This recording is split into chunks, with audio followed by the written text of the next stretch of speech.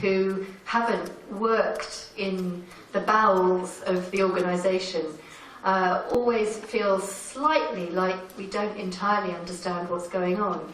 But that in itself, I think, is an important point that we have to keep making and reinforcing to people. Just that the sheer size, the sheer complexity of the EU as an organisation, and really what I want to talk about today is something around that subject of the size and complexity of the organisation and what this means for me as a member state, for you as representatives of a country that wants to have a close relationship with the EU, and how we make this large bureaucracy, which has been extraordinary and transformational in the history of Europe since the Second World War, how we continue to make this organisation work for all of us.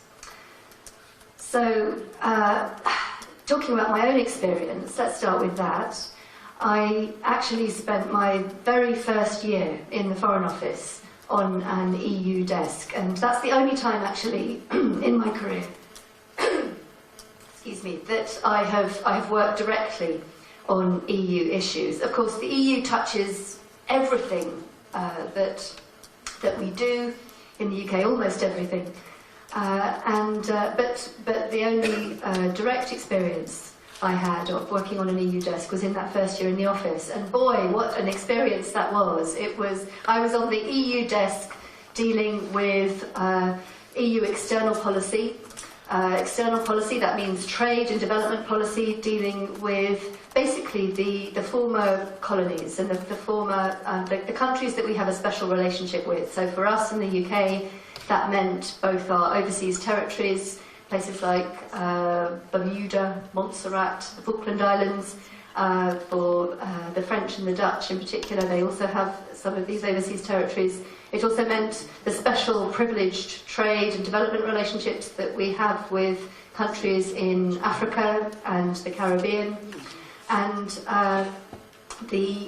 what I discovered in that first year was that when you're dealing with the EU, you're usually dealing with two different negotiations. The first negotiation is within your own country.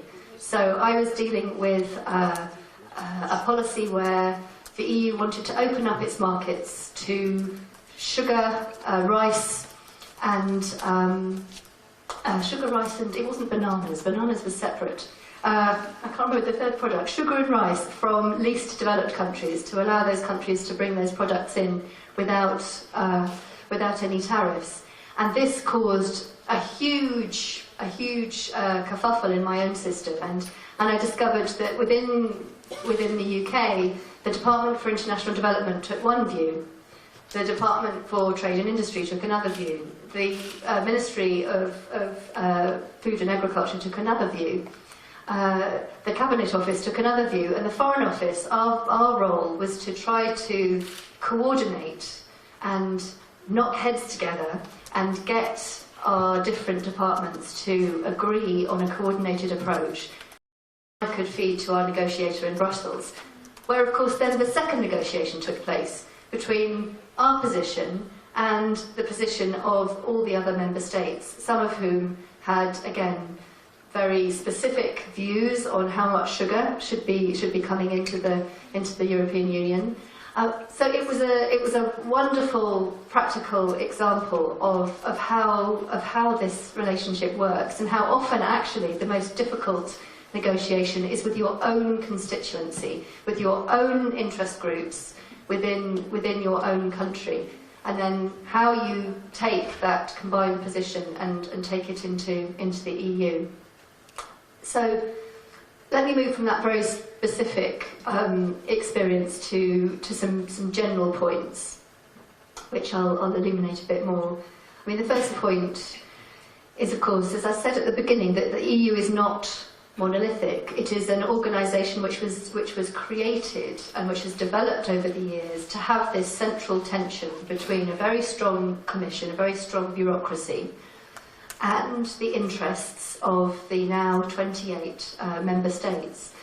And that creative tension between the interests of the central bureaucracy, which has a very clear mission to bring down barriers to trade, to harmonise economic policy, to harmonise social policy, to take forward the prosperity of Europe, how that very strong mission then interacts with the very specific interests of the member states is always interesting. And my second point is understanding this process, understanding how decisions are made is incredibly important. There are constant trade-offs. Everybody is in it for the long game. So everybody knows that if they really insist this time round on getting their way, that they will have to give way on something else later. There's a constant game between the different members of the European Union of give and take. This awareness that we're in a very long, ongoing negotiation, and we all only have so much political capital to use at any one time. So you have to constantly think, where am I going to spend that political capital? What am I going to insist on? What are my bottom lines?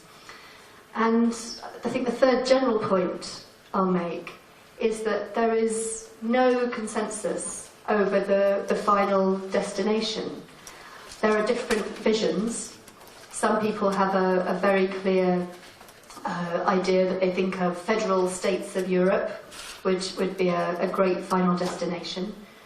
Others, and the UK is one of those, believe what's sometimes called a union of variable geometry, where different member states can choose to the level of integration that they want.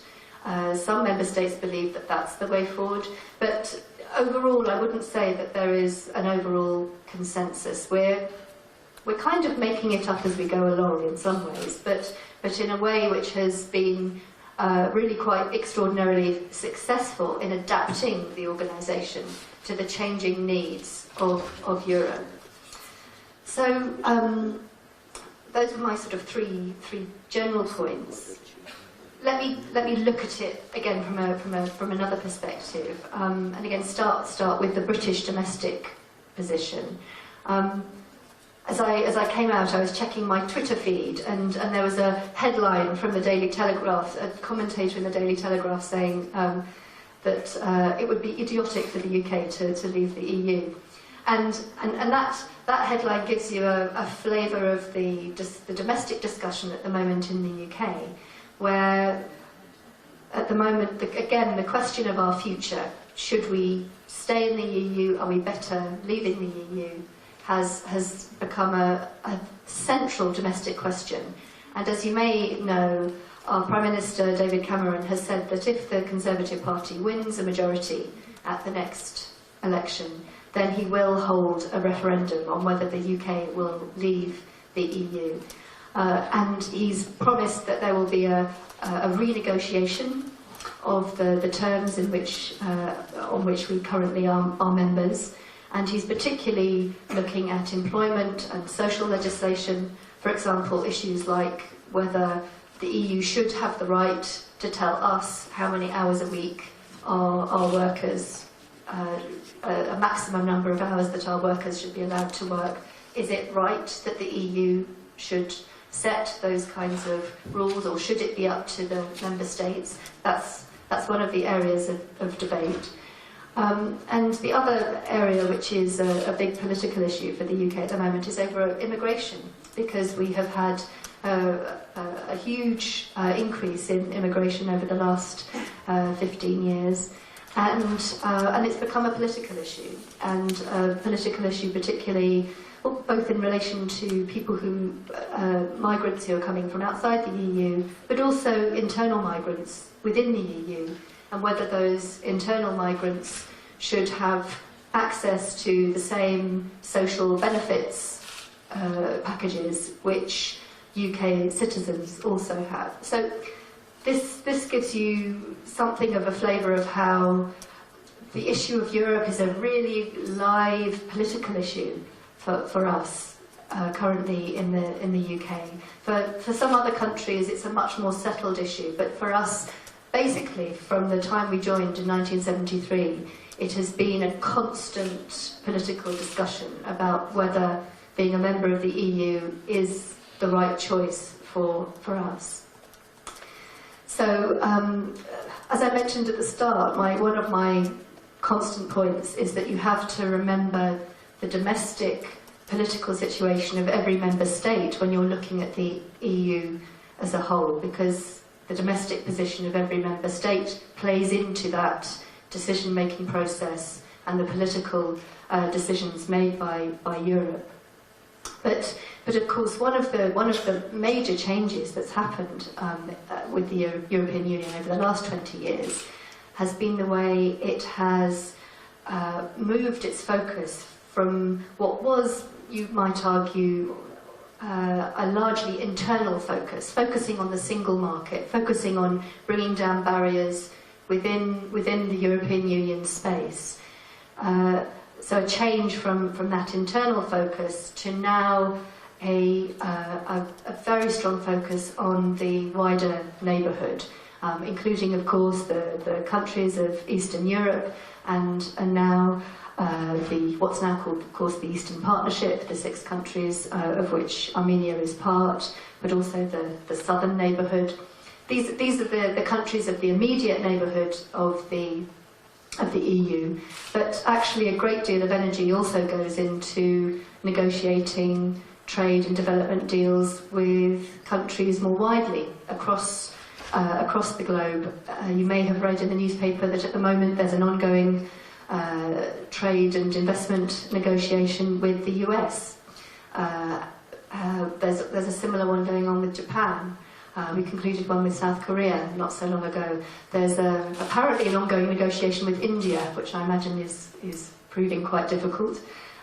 So the EU approach, more generally, is to understand that although we've done a great deal of work in bringing down barriers, in developing our prosperity within the European Union, our future prosperity relies on actually connecting to wider markets overseas, and we believe that with open markets, that democratic political systems facilitate those open markets, and we believe that because we have seen the impact that democratic and economic transformation has had in Europe itself, starting with Germany, moving on to Spain and Portugal, which until the 1970s were military dictatorships, and then looking forward to the example of the Eastern European countries, and particularly the real successes like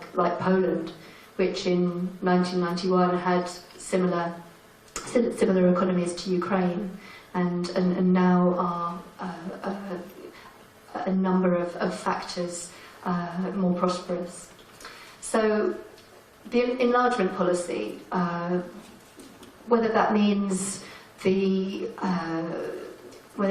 countries of the wider European neighbourhood having a membership perspective and wanting to join the EU, or whether that means increasingly trying to harmonise the EU's legislation, trading standards, environmental policies with these wider countries. This has become one of the key projects of the EU over the last 20 years.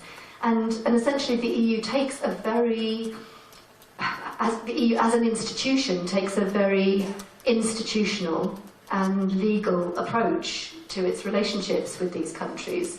The EU approach is to say, here are the thousands of pages of EU legislation on exactly what your lawnmower should look like, and if you want to sell lawnmowers in the EU, make sure that you adopt these standards so that you can export your lawnmowers to the EU.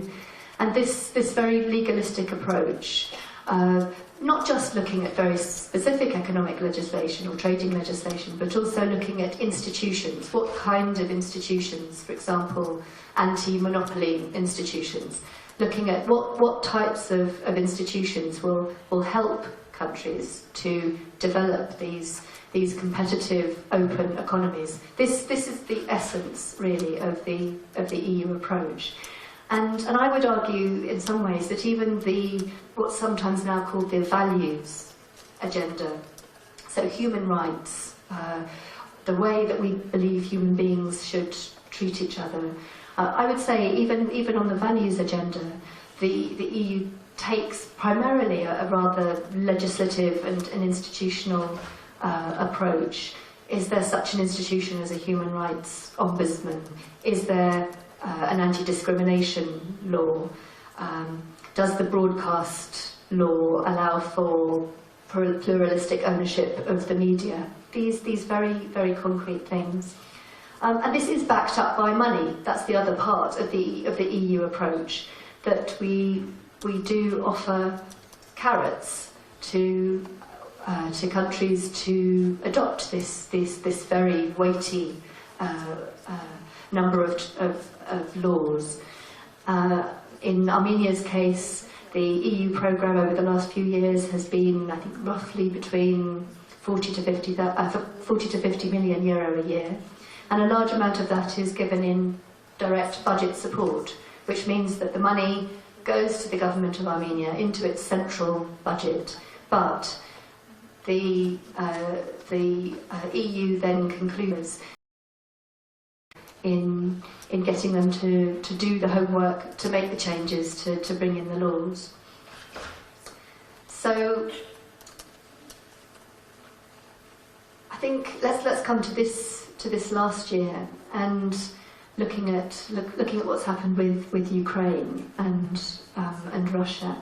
I think at essence where we are there is that Russia, the current government of Russia, has decided that what it wants to do is to create its own area, its own economic area first, and then the chair of the Eurasian Union has said in recent interviews that then the idea is to that bloc will negotiate a deal with the EU, perhaps a free trade deal with the EU, and of course there's that approach is fine, but the approach but the very strongly held view that we have is that it should be up to the countries themselves whether or not they want to join the Eurasian Union, Russia's bloc, first, or whether they want to negotiate their own deal with the EU separately. And that principle of free choice is really at the heart of what's been happening with Ukraine over the last year. And I think it's a very difficult clash of approaches to resolve, because our view is that Ukraine should have the free choice to make its decision what is in its best economic interests, and that if it wants to negotiate with Russia over how to protect Russia's economic interests in Ukraine, then that's fine. That's up to Ukraine to do. But the choice should be Ukraine's, and that's not been a view which has been easy to discuss with Russia. So it goes to the heart, really, of the approach that we have. At the basis of what the EU project is a belief that freeing trade, that bringing down barriers to trade, that creating larger and larger blocks where standards are harmonised, where trading is facilitated, where economies are open, where the rules of the game are clear, that the more that you can do this, the greater overall our economies will benefit. And clearly, in every economy, there will be winners and losers from that approach.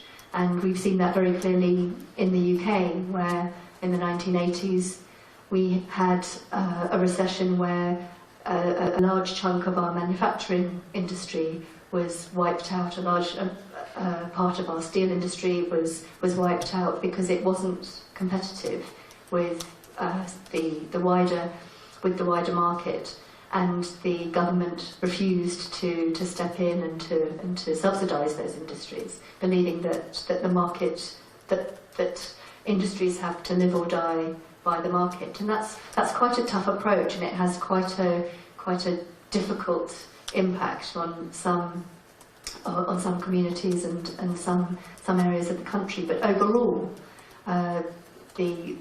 the economic view, and I'm no economist, but this is the very strongly held view of the British government. The view is that an open economy, a competitive economy overall, is an exposing our economy to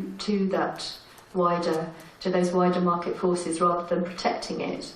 That will overall contribute to our prosperity and our economic growth. The problem if you protect your market is that you both shield your industries from that wider competitiveness, which means that over time they may fall behind, they may become increasingly uncompetitive, but also that then as they fall behind other products in other markets, it becomes increasingly difficult to sell them overseas.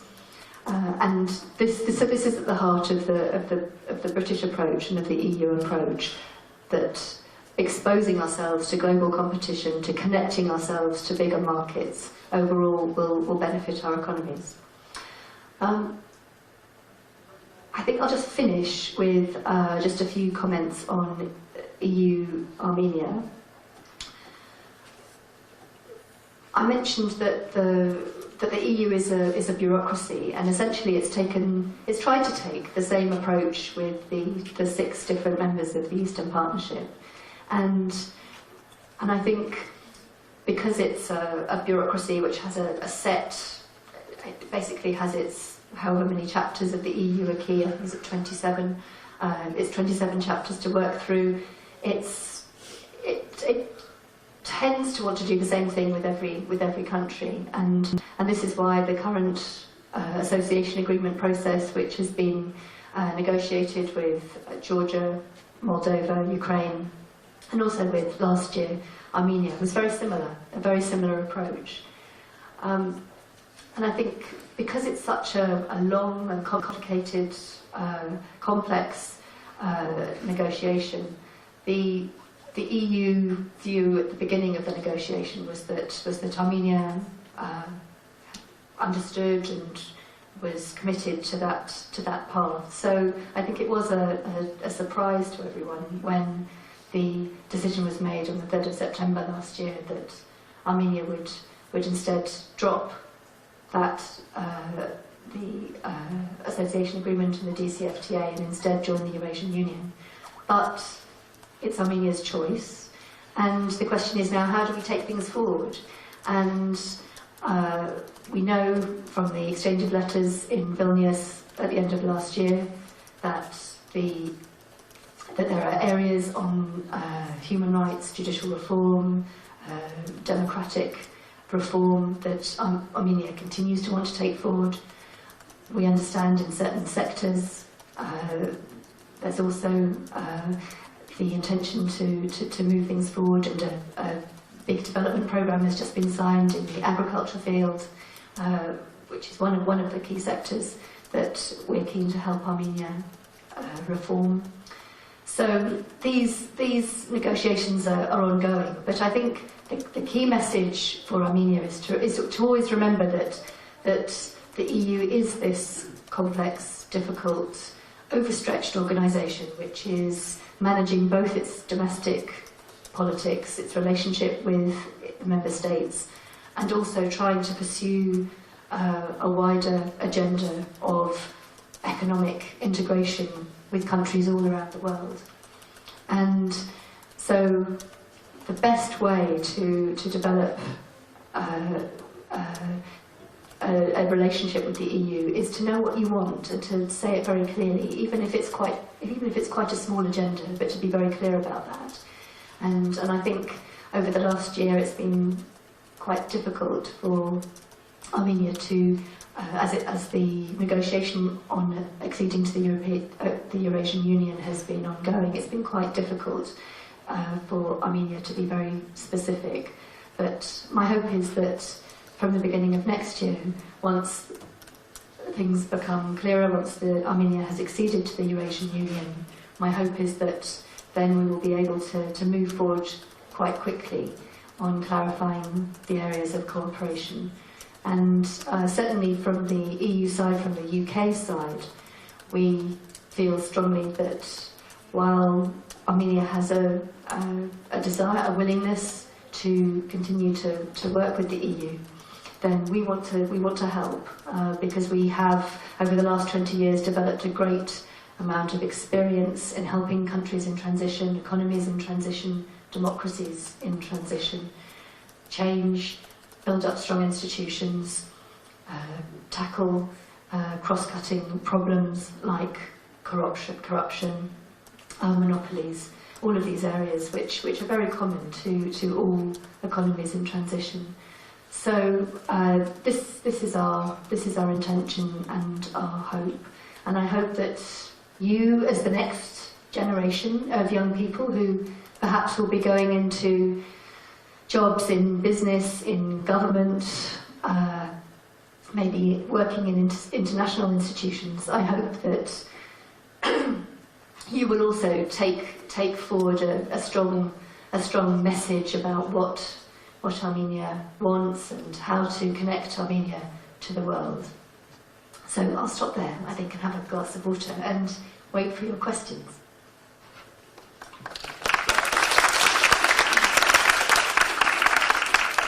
Thank you very much, Ambassador, for a very interesting talk. Yes, please, we have the first question. Okay.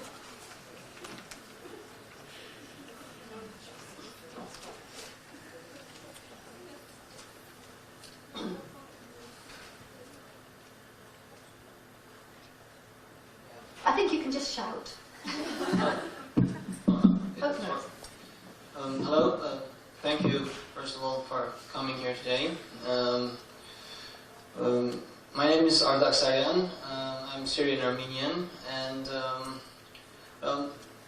my first question, as a Syrian, has to be,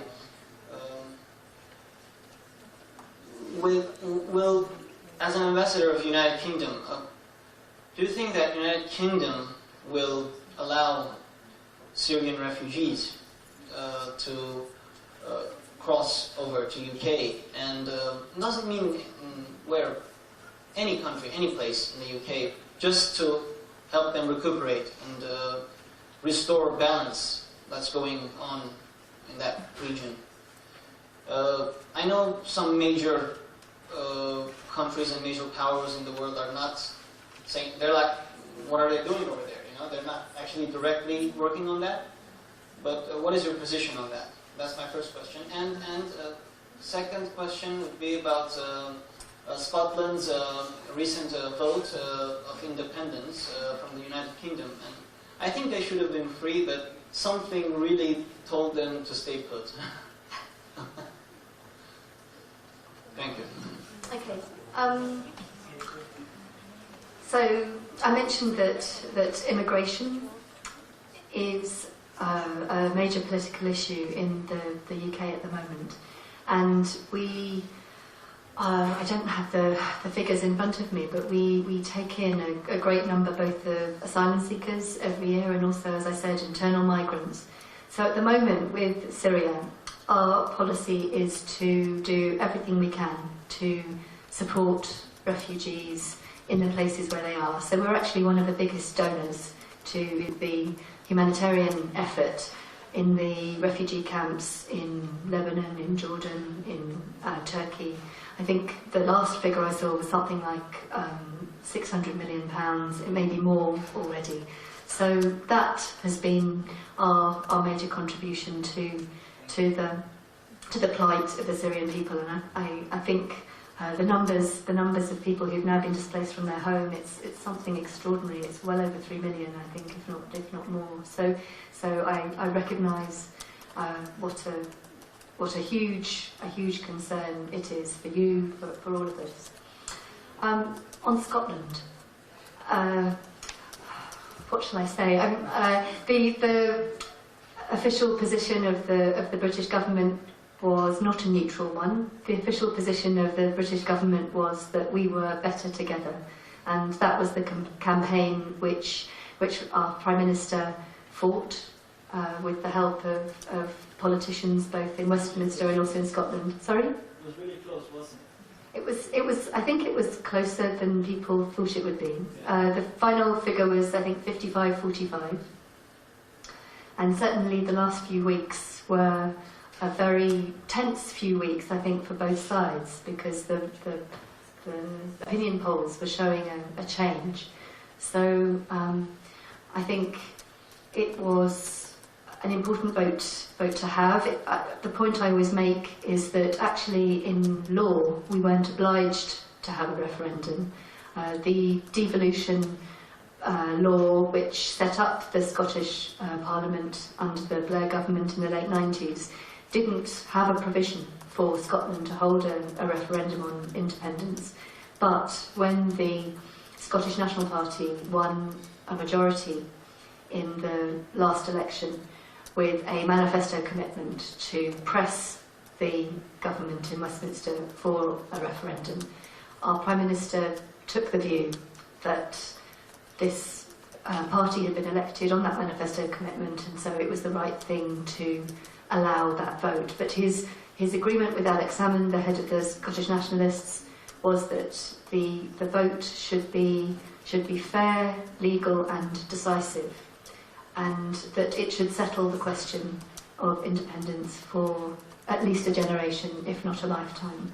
So the other thing, of course, that happened in the course of the campaign was a number of political promises from the current government for further devolution of powers to Scotland, and also to the other devolved administrations in Wales and Northern Ireland. And that also stimulated a debate, as I'm sure you know, about whether actually England should also have some kind of separate representation or separate parliament or separate devolved powers of its own. So I think what we can say is that this is not the end of the debate about where the balance of powers should lie in the United Kingdom. It's been, and indeed we've been changing and developing that balance of powers over many years, over many centuries. So that process is clearly going to continue into the future.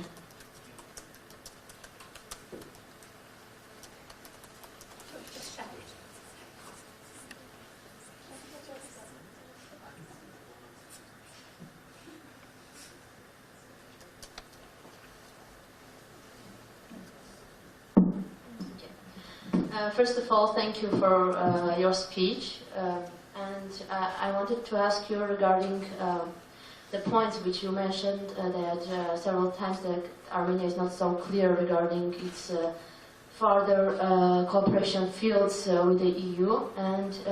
But our officials have several times reiterated and announced that they are committed to continue their cooperation with the EU, especially in human rights and other spheres.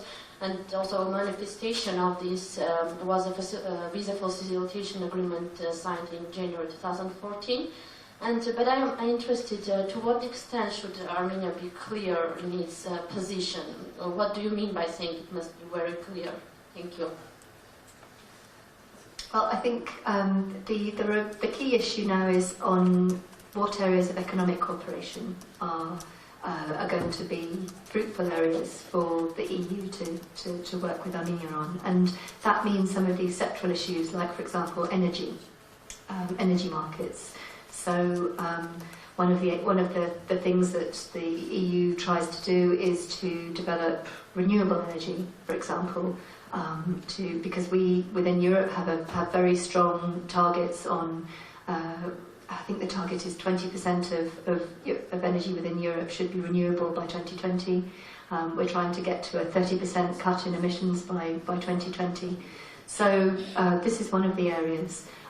Plus, our other work on energy policy is about both efficiency, but also what they call unbundling, making sure that the same organisation doesn't both produce energy, sell energy, provide energy to the consumer, to provide more competition in energy markets. So, for example, that's one sector where we could work with Armenia. Transport is another. One of the most important economic decisions I think the government made over the last year was on liberalisation of air services, and I've been really glad to see that this decision to liberalise air services has meant that ticket prices have come down, passenger numbers have gone up, the number of airlines coming to Armenia has gone up. So transport policy is another area.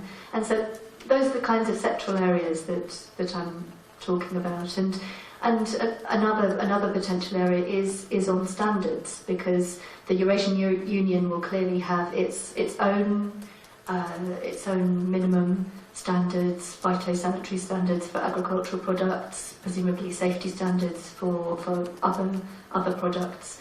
And so the degree to which we will continue to harmonise our approach to some of these products is another area. So those are a few examples.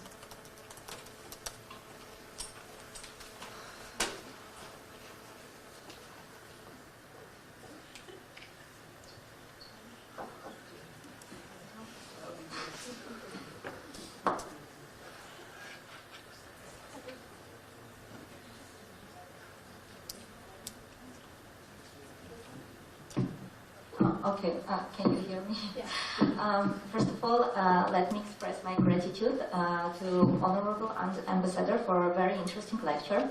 So, my question is the following. As it is very well known, the EU is now in economic crisis. So what steps does the UK take in order to combat the economic crisis in EU zone, and especially help those countries, bankrupt countries such as Greece? And don't you think that the inclusion of the Eastern Partnership to European Union will more deepen the economic crisis? Thank you. That's not an easy question. Okay. Yeah, basically the EU, like much of the developed world since 2008, has experienced a very profound financial crisis, a crisis which started off in the banking sector and then became a sovereign debt crisis, with particularly difficult implications for countries like Greece, Cyprus, some of the other very heavily indebted countries particularly of the Eurozone. So I think probably more energy has been spent by our politicians thinking about how we take appropriate action to address both the symptoms, what's happened, the problems of our economies, and the fact that many economies have been stuck in recession, have had big cuts in GDP, but then have been struggling to grow again and grow their way out of their debt crisis. So there are key financial measures which have been agreed to both restore confidence in banks, in the banking system, in financial markets, in the euro itself as a currency, plus then economic policies to both cut public expenditure where possible, but also to stimulate growth, because we all understand that we do need to grow our way out of this crisis. So certainly for the UK, we've had a very tough austerity programme, billions of pounds of cuts in the public sector and from the welfare budget to reduce the size of the public sector, but combined with policies to stimulate growth. And I think we're now the fastest growing economy, certainly in the EU. But every country has taken a slightly different approach. Some policies, of course, have been common, and those countries in the Eurozone are bound into the Eurozone. So there's a limit to how flexible they can be individually in the policies that they're taking. But overall, we all understand that the prosperity of Europe depends on us together working out how to make sure that Europe going forward is competitive, that labour markets are flexible. This is very much the UK mantra, and it's one which it's a debate that we have very vigorously with our EU colleagues, but we certainly believe that the way forward is through increasing our competitiveness and continuing to develop new markets to help our businesses grow. So at the same time, making sure that governments are being fiscally prudent, that they are taking this opportunity to reform their public sectors, to make sure that their public sectors are the right size, that they're not taking on liabilities that they can't afford. These are all individually the policies that governments need to decide. It's not going to be a quick fix. It was a very, very deep financial crisis. It's going to take us some time to grow our way out of it, but I think I can say that we're all committed to doing that. And the question is exactly which tools we use at which time, and it's not an easy debate, but it's one that we're all engaged in. My turn. Is it audible? Yes. So it means I can start. First and foremost, let me express my gratitude for a very informative beginning, informative lecture. I have two questions. First, it is regarding to Great Britain and European Union. As far as we know, from the election results, firstly, when we say Euroscepticism, we understand United Kingdom, UKIP, and of course His Excellency Nigel Farage, whom I respect too much. I've heard his speeches. Can you please mention three major facts that made United Kingdom population be more and more Eurosceptic? Because if we look upon the election votes of UKIP, the previous EU election and current, Nigel Farage managed to increase UKIP's votes, because I have an impression if the tendency continues, the tendency of votes of UKIP, Nigel Farage would eventually reach his goal to see United Kingdom independent, free and independent. And my second question is regarding to Scotland. As we know, the referendum was held, I highlight, only in the territory of Scotland. But Azerbaijan claims that in case of Karabakh, the referendum should be in full territory of Azerbaijan. What's the official position of United Kingdom? And from the behavior of United Kingdom, we see that United Kingdom appreciates the self-determination of nations. In its behavior, it's obvious. So the humans are equal, yes? Why the same is not applicable in case of Karabakh, in case of Transnistria, Chechnya, I am not biased, Crimea and other cases? Why they shouldn't have the opportunity to decide their own fates?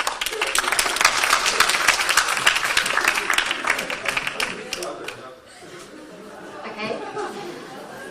So, you asked for three reasons why the UK has become apparently more Eurosceptic, and particularly why the UK's Independence Party is now gaining more votes. And in fact, I'm sure you saw that last week a second Conservative MP who had left the Conservative Party and who fought a by-election in their local constituency as a UKIP candidate, a second Conservative MP has now won a by-election as a UKIP candidate. So UKIP now has two MPs for the first time in the British Parliament.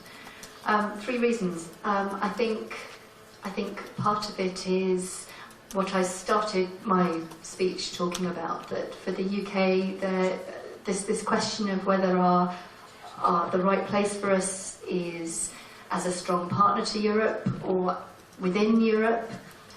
This political debate has never really totally gone away. It's been a constant debate, and in 1957, when the Treaty of Rome set up the EU, we decided at that point not to be one of the founding members. By the 1960s, we changed our mind, but President de Gaulle decided he didn't really want us to join, so we weren't allowed to join in the 1960s. We finally joined in 1973, and there was a referendum in 1975 which confirmed that the majority of Britons who voted believed it was the right thing to do. But then the 1981 election, the Labour Party in its manifesto had a commitment, I think, to hold another referendum about leaving the EU. In the 1980s, the Labour Party and the Conservatives then switched positions, and the Labour Party became very pro-Europe, but within the Conservative Party, particularly as the process of developing the single market continued, and as the amount of power which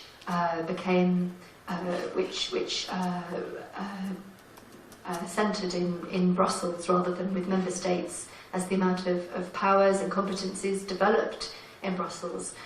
This for some MPs, for some political thinkers, became increasingly concerning, and in fact, at the end of the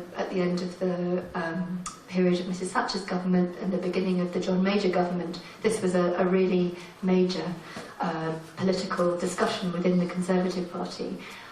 In the 2001 election, the Conservative Party, which was then led by William Hague, who most recently was our Foreign Secretary, he was then the leader of the Conservative Party, and his major manifesto commitment was that the UK would never join the euro under a Conservative government. At that point, the Labour government hadn't ruled out joining the euro, but had said that we would only consider joining if a number of conditions in our economy were met.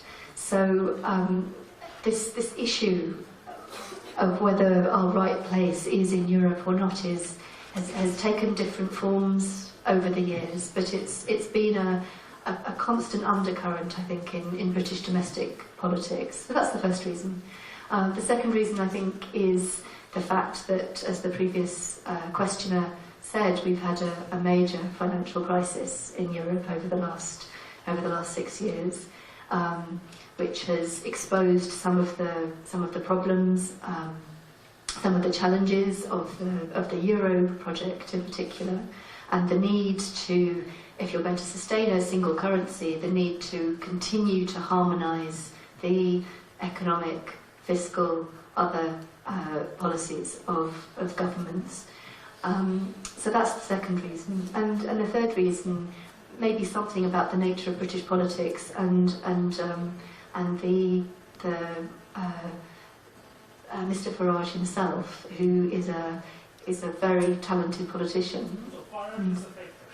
I think in British politics, personalities do count.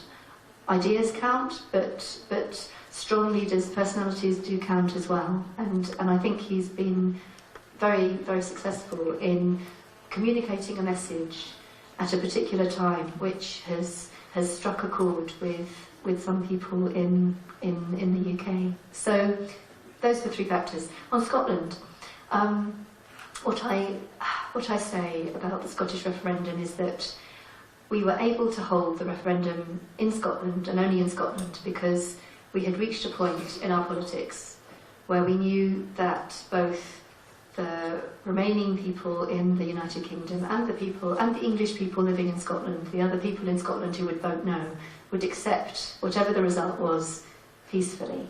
And the point that I make is that if a result is going to be accepted peacefully, then a referendum is usually going to be the end of a process and not the beginning of a process. And I'll give you a practical example from our own experience, which is to contrast our approach in Northern Ireland and in Scotland.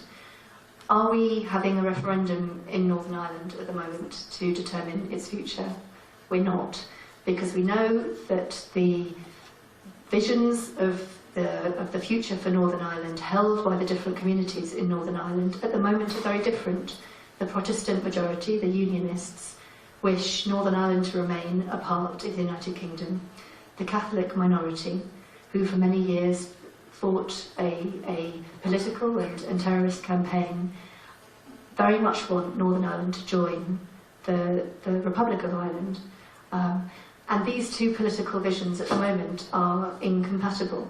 So in the Good Friday Agreement, which was the peace agreement signed by Tony Blair, by the Prime Minister of the Republic of Ireland, and the key Catholic and Protestant political parties in 1998, what the Good Friday Agreement says is that if at some point in the future it becomes clear that the majority of people in Northern Ireland wish to have a referendum in order to a referendum on leaving the United Kingdom and becoming part of the Republic of Ireland, then the Secretary of State for Northern Ireland will make sure that that referendum happens. But it will be a political judgment at a time when it's felt that both the communities are ready to accept that judgment.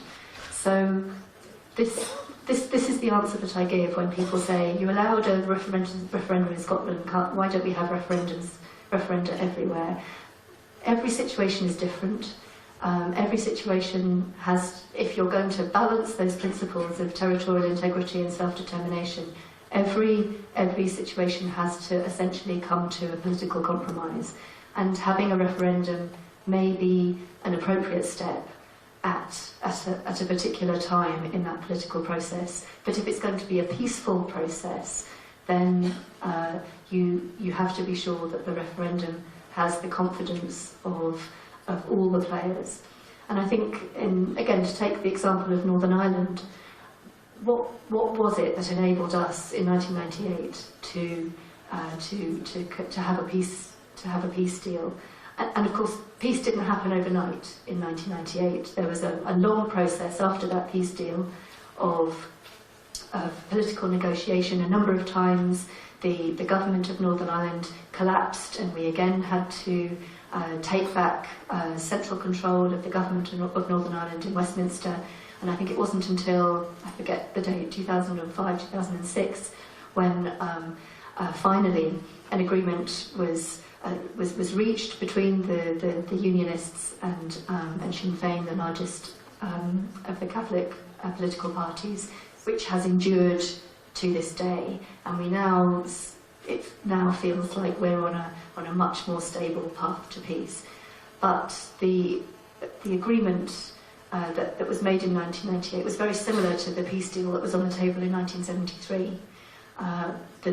The difference is that I think all parties had recognised that violence, the option of violence, of continued terrorism was exhausted, that a deal needed to be done, and both Britain and also the Republic of Ireland were able to say, we no longer make territorial claims on Northern Ireland. This is an issue for the people of Northern Ireland to discuss and just to decide about their own future. Only Northern Ireland, yes, not West, not Scotland. So the referendum takes place only inside the territory of Northern Ireland. That's great. All right. I've got two questions, Mr. Ambassador. The first question concerns what you described as a surprise to everyone, Armenia's decision to join, or Armenia's decision to join the Eurasian Union. Now, after a year that decision was made by the president of Armenia, do you still believe that it was, are you still in the opinion that it was a surprise to everyone that you are in Armenia for already 3 years now, right, if I'm not mistaken, and you know the local challenges and concerns, you know the socio-economic conditions of Armenia, geopolitical challenges? Do you still believe that it was a surprise move. And the second question concerns the events that took place on the border, and especially the helicopter issue. I want to know, was UK anyhow involved in returning the bodies and the wreckages of the helicopter, and having UK's presence and interest in Azerbaijan? What does UK do in order to bring the conflicting parties together, and what is UK's contribution to this conflict? Thank you. So, on the first part, no, I'm no longer surprised, and I think we all understand that Armenia is a vulnerable country with limited options, and that it has a strategic security relationship with Russia, which is and that security issues are absolutely critical to Armenia. So I think the events of the last year have made Armenia's decision very, very clear. On the helicopter, we, as the UK, weren't involved, except insofar as the international community as a whole has been raising its voice, supporting what the OSCE Minsk Group co-chairs have been trying to do to try to agree with ICRC mediation as well, the humanitarian access to retrieve the bodies of the three pilots who died in the helicopter. We understood at the weekend that an operation had been carried out by the Karabakh forces, and that the bodies have now been returned to the families. And certainly for the families, I know that this will be a huge relief, and I hope that they can now get some measure of peace. Their loved ones have been returned to them.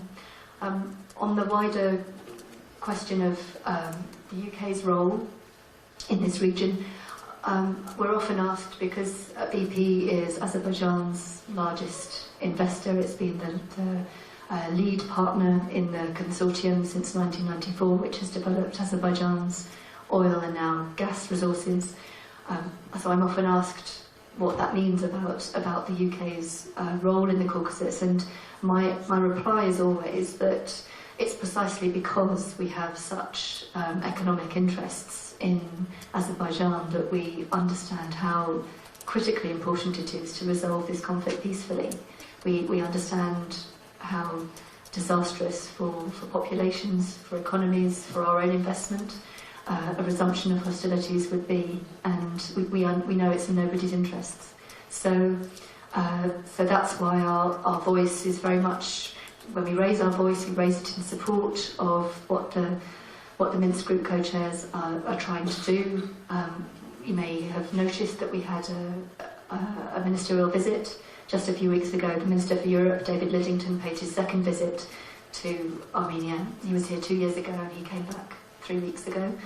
And the main purpose of his visit this time, following the worst upsurge in violence in August on the line of contact that we've seen in 20 years, the main purpose of his visit this time was to say to both Yerevan and also in Baku, where he went the following day, was to say how important it was to find a peaceful resolution, how important it was to prepare populations for peace, to talk openly about the difficult political compromises that would be needed by both sides in order to reach a peaceful solution.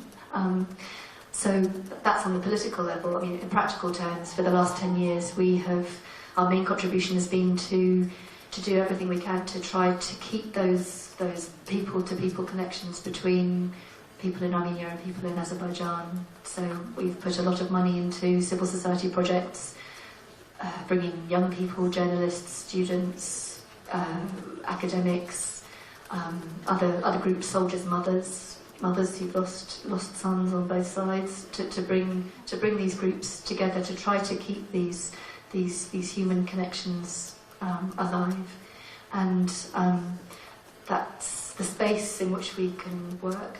At the moment, feels like it's shrinking, but that continues to be the basis of our approach. That you have to try to continue to build these bridges, and in the belief that at some point the political process will reach a stage where actually the support of the bottom-up support of people becomes very important to make any peace deal work. If I make a quick remark, what concerned me and many others, I believe, in Armenia about the how reckless the government of Azerbaijan behaved like a spoiled child, and somehow it got unpunished because so many mediators were involved and it didn't bear any results. So it indicated that if it comes back and the situation becomes contingency once again, Azerbaijan doesn't really care about the international conventions and many other obligations that they are signatory, and B, that the efforts of those international organizations whose main mandate is to get involved and give solutions, they are also not productive in a regime of Aliyev, and this is a major concern, and this what happened in the last 12 days should be an alarm for many Europeans what can happen and how it should be handled next time if this happens. Yeah. No, I'm just a remark. Okay. I'll just read that. All right, go ahead.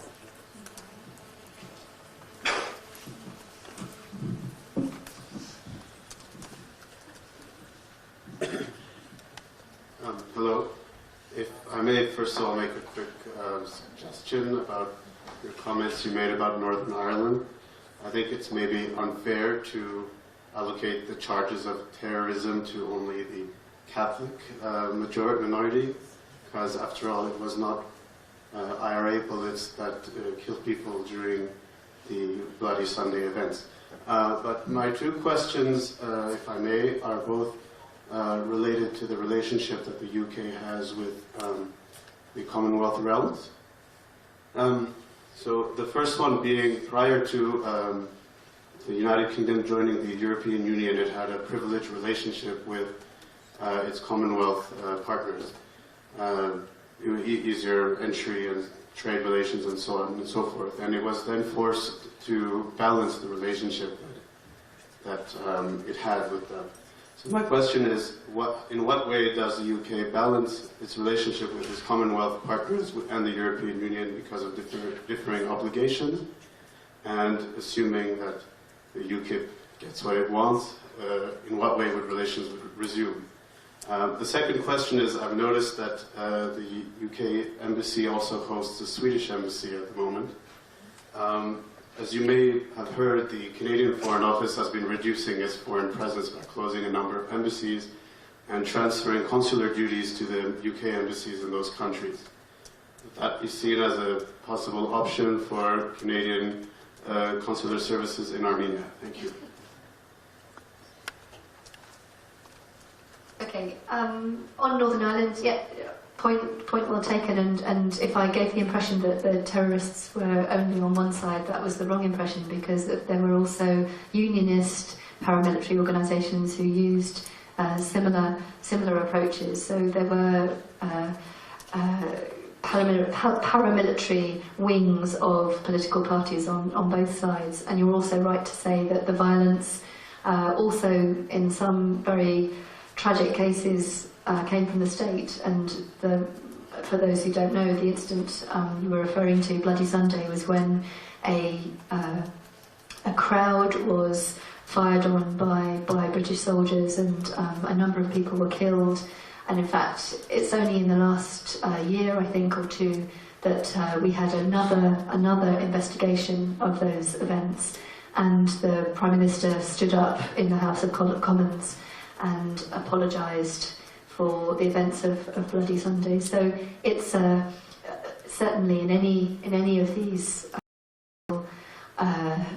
political conflicts, the danger of violence is what we're all trying to avoid, and the demilitarisation of Northern Ireland has been an incredibly important part of the lessons that we have learned over the last 20 years. On the Commonwealth, well, yes, I mean, I think your question really gets to the heart, I think, of why the UK has had this constant political question over whether its right place is in the heart of Europe, or whether as a former empire with still very strong links to many countries overseas, whether that should be its focus. Those who are pro-European would argue that at the moment we have the best of both worlds, because actually I think the majority of our trade is with European partners, and with the US. Those are the two major, the two key trading partners. But there are those who argue that actually if we were able to get out of the various rules and regulations of the EU market, then actually we could further develop our relations with the wider Commonwealth. So I don't really have one answer for you. I think this is part of the debate amongst economists and politicians. Then yes, the Swedish embassy. We're being encouraged to co-locate, and when we closed the visa section in our embassy, we were left with some space. Our very nice Swedish colleagues were looking for a small office to open up their representation here, and so we were able to come to a mutually beneficial deal, and it's really nice to have them. I can't imagine nicer tenants. Although I do remember their ambassador in Tbilisi calling it the Swedish-British embassy rather than the British-Swedish embassy. But yeah, if the Canadians are looking for a place, I'm always open to negotiation.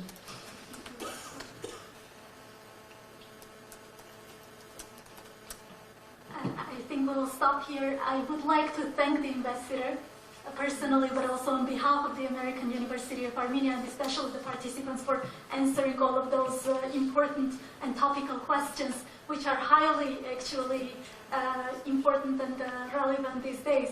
So most of the issues probably we talked about today are in a way going to develop in the upcoming weeks. So we will see, as far as Armenia's membership in the Eurasian Economic Union is concerned, what impact that will have on its relations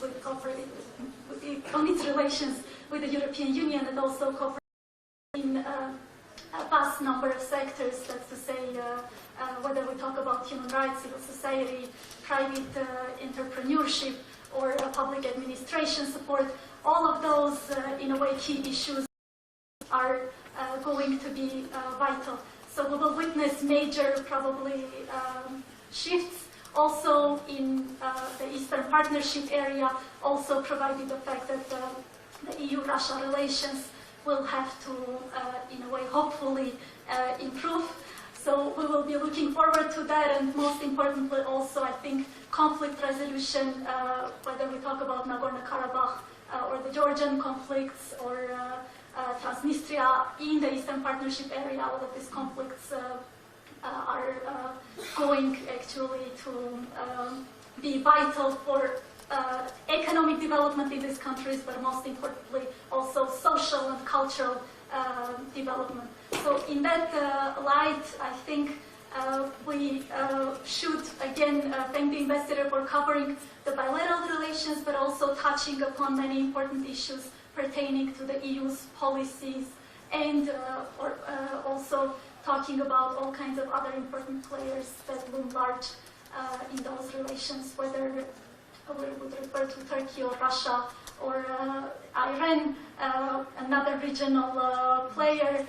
Again, the relations with Iran will also have an impact on the regional developments in this area. So thank you very much again for coming to the American University of Armenia and being willing to share your expertise with us.